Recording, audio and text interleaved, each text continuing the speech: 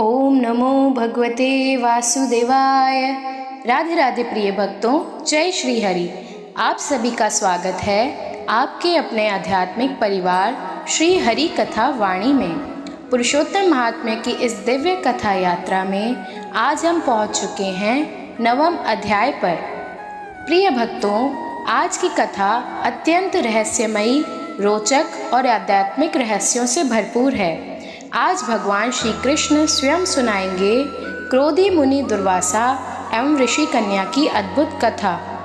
यह केवल एक कथा नहीं बल्कि संतों के सम्मान, तपस्या और भगवान की दिव्य व्यवस्था का गहरा रहस्य है। तो आइए शांत मन और पूर्ण श्रद्धा के साथ सुनते हैं आज की यह अद्भुत पुरुषोत्तम महात्म्य कथा। बोलिए श्री हरि विष्णु भगवान की जय।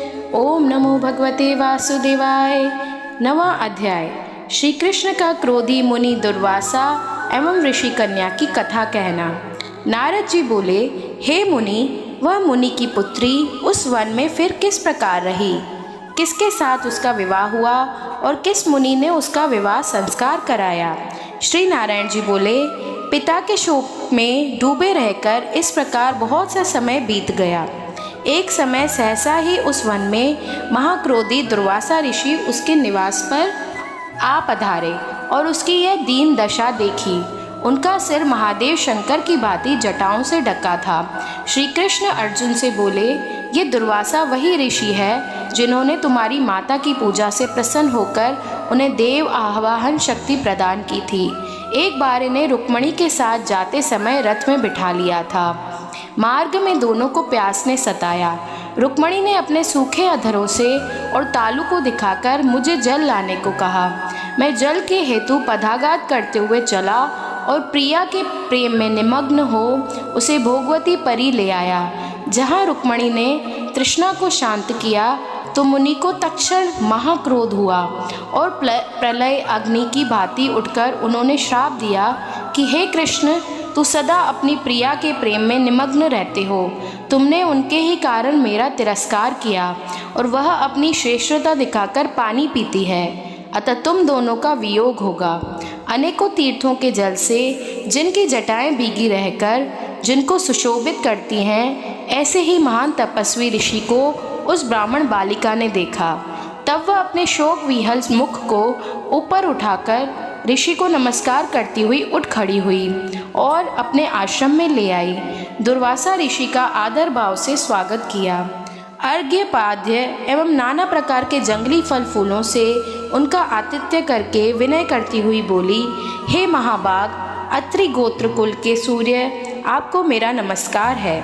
आपके आगमन से मेरे भाग्य का उदय हुआ है। आज मेरे सभी व्रत सफल हुए, सभी पुण्य सफल हुए। ऐसे वचन कहकर वह बाला मौन हो बैठ गई। दुर्वासा ऋषि बोले, हे पुत्री, तुमको धन्य है, तुमने पितृकुल का उद्धार किया है। यह मेधावी ऋषि की श्रेष्ठ तपस्या का ही परिणाम है।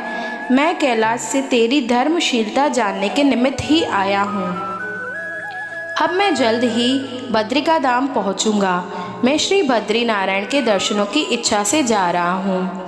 ब्राह्मण बाला कहने लगी, हे ऋषिराज, आपके दर्शन पाकर मेरे दुख का सागर सूख गया। भविष्य में भी मुझे अपने शुभ को संभावना दिखाई देती है। हे कृपालु, क्या आप इसके विषय में नहीं जानते? कृपा करके इस अग्नि से बचाइए। हे तपस्वी, शीघ्र ही मुझे उचित उपाय बताइए। मुझसे विवाह करने की कोई भी इच्छा नहीं करता है, इससे तो मैं शुदा हो जाऊंगी। इसी भय से मैं सो नहीं पाती हूँ, भोजन की इच्छा नहीं होती। हे मुनिराज, अब तो मृत्यु के अतिरिक्त और कोई मार्ग नहीं सूझता। ऋषि दुर्वासा उसके लिए कोई युक्ति विचारने लगे। श्री वृहद नारदीय पुरुषोत्तम मास महात्म्य 9वां अध्याय समाप्त। बोलिए श्री हरि विष्णु भगवान की जय। ओम नमो भगवते वासुदेवाय। प्रिय भक्तों, आज हमने 9वें अध्याय को सुना।